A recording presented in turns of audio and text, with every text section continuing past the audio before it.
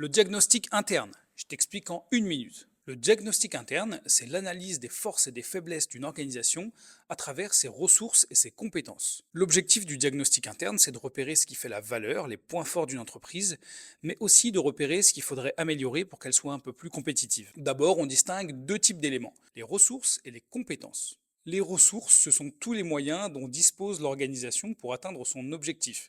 Il y en a 5 types, je t'en ai parlé plus tôt et je te laisse me les rappeler en commentaire. Les compétences, c'est la capacité à bien utiliser ses ressources, à bien les combiner pour atteindre ses objectifs. Le diagnostic interne sert donc à repérer les forces et les faiblesses pour chacune de ses ressources et compétences. Une force, c'est un atout pour une entreprise.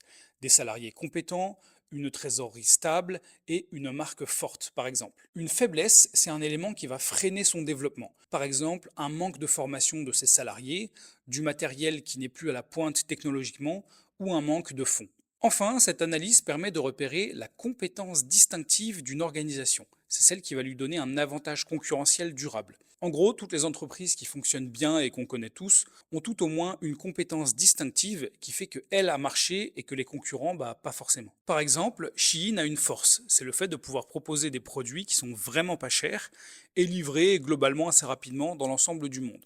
Par contre, elle a aussi une faiblesse, et c'est le fait que parfois ces produits ne sont pas tout à fait de qualité. Voilà l'essentiel concernant le diagnostic interne. C'est un outil d'analyse qui permet de savoir sur quelle force s'appuyer et quelle faiblesse corriger pour une organisation. Si tu veux aller plus loin sur le diagnostic interne et sur le diagnostic externe qui va suivre, tu peux aller regarder le format long sur ma chaîne. Tu peux aussi m'écrire dans les commentaires des exemples de forces et de faiblesses de certaines organisations. Dans la prochaine vidéo, tu l'auras deviné, on parlera cette fois du diagnostic externe. Force à vous!